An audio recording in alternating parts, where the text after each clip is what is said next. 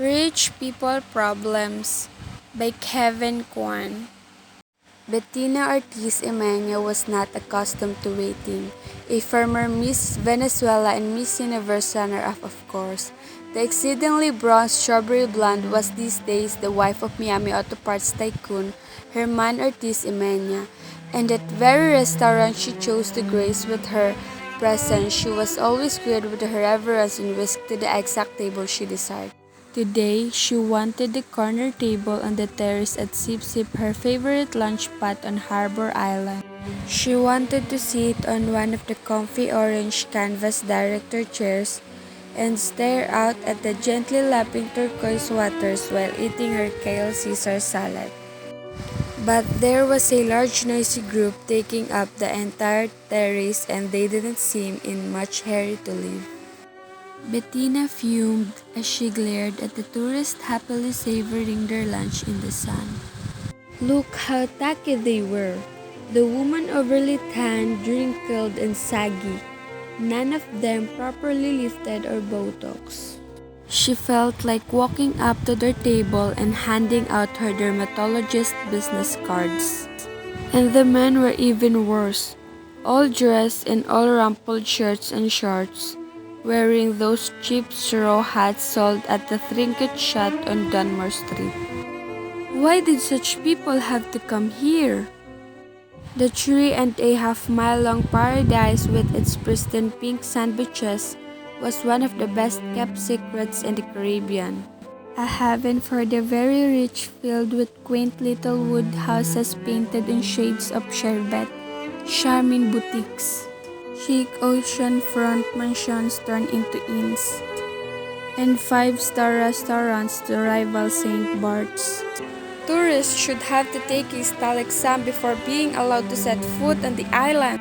Feeling that she had been patient long enough, Bettina stormed into the kitchen, the fringe on her crocheted pushy kaftan top shaking furiously as she made a beeline for the woman with a shock of pixie cut, blonde hair manning the main stove. Julie, honey, what's the dealio? I've waited more than 15 minutes for my table. Bettina sighed to the owner of the restaurant. Sorry, Bettina. It's been one of those days. The party of 12 on the terrace showed up first just before you did. Julie replied as she handed off a bowl of spicy conch chili to waiting server. But the terrace is your prime spot. Why on earth did you let those tourists take up all that space? Well, that tourist in the red fishing cap is the Duke of Glencora. His party just boated over from Windermere. That's his Royal Wisman you see moored off the coast. Isn't it the most handsome sailboat you've ever seen? I'm not impressed by big boats, Bettina huffed, although secretly she was rather impressed by people with big title. From the kitchen window she surveyed the party assembled on the terrace with new eyes. These aristo-British types were such a strange breed. Sure, they had their Savile Row suits and their heirloom tiaras, but when they troubled they looked so painfully frumpy. It was only then that Bettina noticed three thin, well-built men in fitted white t-shirts and black Kevlar pants sitting at the adjacent table. The guys weren't eating but sat watchfully sipping glasses of seltzer water. I assume that's the Duke's security detail. They couldn't be more obvious. Don't they know that we are all billionaires here on Bryland? And this isn't how we roll? Bettina thought. Actually, those bodyguards belong to the Duke's special guest. They did a whole sweep of the restaurant before the party arrived. They even searched my walk-in freezer. See the Chinese fellow seated at the end of the table? Bettina squinted through her Dior Extas sunglasses at the portly, balding, 70-something Asian man dressed in a nondescript white short-sleeved golf shirt and gray trousers.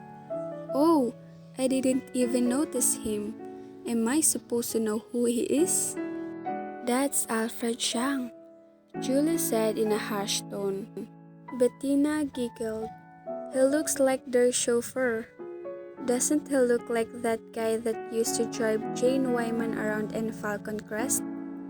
Julie, who was trying to focus on searing a cut of tuna to perfection, shook her head a tight-lipped smile. From what I heard, that chauffeur is the most powerful man in Asia. What's his name again?